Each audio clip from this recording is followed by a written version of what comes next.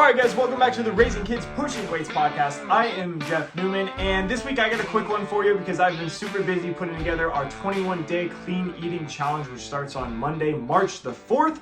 So if you are interested, feel free to reach out to me. But this week, I want to dive into consistency and do a little check-in because we're heading towards the end of February, which means we're about 17% of the way into 2024.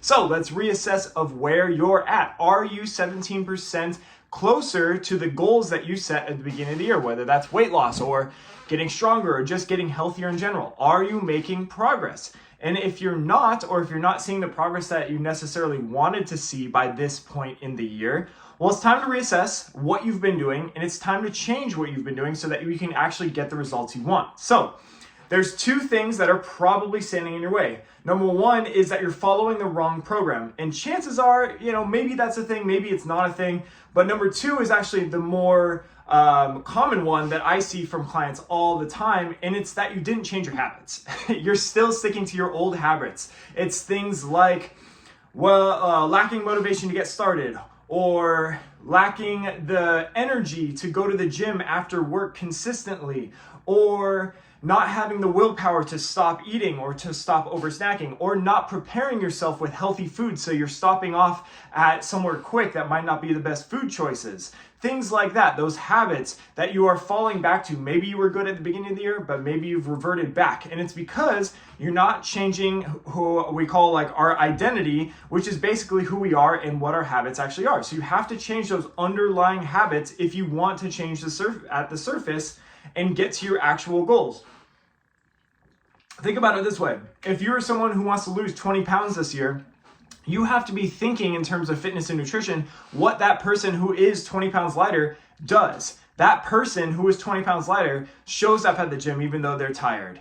Shows up at the gym for 20 minutes even though they don't have an hour. Shows up and does a workout at home for 10 minutes even though they couldn't make it to the gym. They make sure they have healthy foods in the house. They make sure to meal prep certain things. They make sure to stop eating and drink enough water instead of overeating. They do all those habits to get the results that we want. So you got to start thinking like that person who you want to be. All right? Now, I understand that's easier said than done. So doing something, or I should back up and say, so if you've been trying to do this and you're starting to realize that you can't do it alone, well then find a group, find some sort of challenge, like a 21-day challenge. I don't know where I'd find one of those, where you have a defined start and end date where you can take that time and really hammer home the right habits to put in place over those 21 days.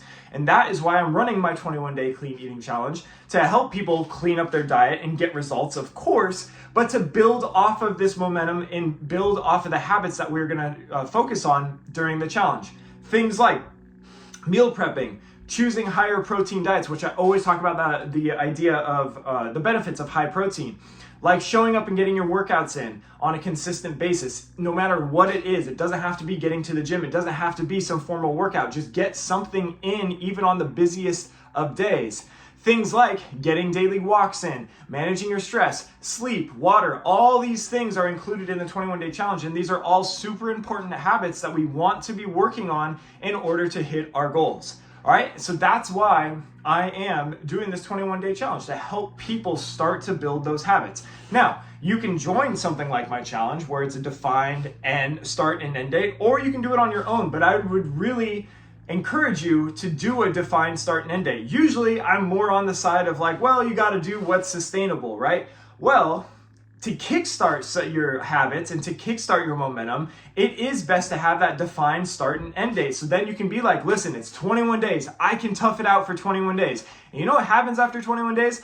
All those things that were tough at day one are a lot easier. So that's why we put this defined start and end date. Instead of being like, I'm going to start eating healthier. It's like, what does that even mean? When does it stop? What happens when you do stop eating healthy? Instead, it's 21 days. It's focusing on eating healthy. It's focusing on working out. It's focusing on all these habits that person who you want to get to does.